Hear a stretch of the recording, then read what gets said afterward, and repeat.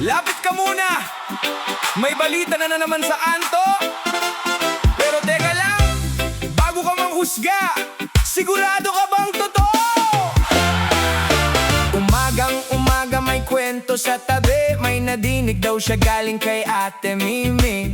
Konting bulong lang naging malaking mali, hanggang buong barangay alam na pati. Sabi niya secret pero kumalat din, parang hangin na di mo kayang pigilin. Bawat salita may dagdag na lihim, pagdating sa dulo iba na ang dating. Bakit ganyan? Ganyan ka na naman. Kwento ng iba lagi mong sinusundan. Di mo alam may nasasaktan sa bawat salitang pinapakawalan. Chismosa, chismosa, laging may dala-dalang istorya. Chismosa, chismosa, paikot-ikot ang salita.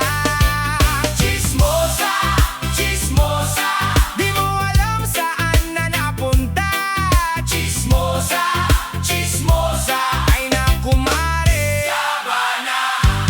May nakita lang sa gilid ng daan, may bersyon na agad kinabukasan. Munting usapan naging relasyon, munting tinginan naging eskandalo. Naman hindi lahat ng nakikita ay tama, hindi lahat ng naririnig ay totoo sinta. Baka isang araw ikaw ang tamaan ng mga salitang iyong pinakawalan. Bakit ganyan? Ganyan ka na naman. Kwento ng iba lagi mong sinusundan. Di mo alam may nasasaktan sa bawat salitang pinapakawalan. Chismosa, chismosa, laging may dala-dalang istorya. Chismosa, chismosa, paikot-ikot ang salita. Chismosa, chismosa, di mo alam saan na napunta. Chismosa, chismosa, ay naku mare, tama na. Kung walang alam, manahimik muna. Mas maganda yan kaysa gumawa ng kwento pa. Respeto lang sa kapwa, mare ko sana. Baka bukas ikaw naman ang paksa.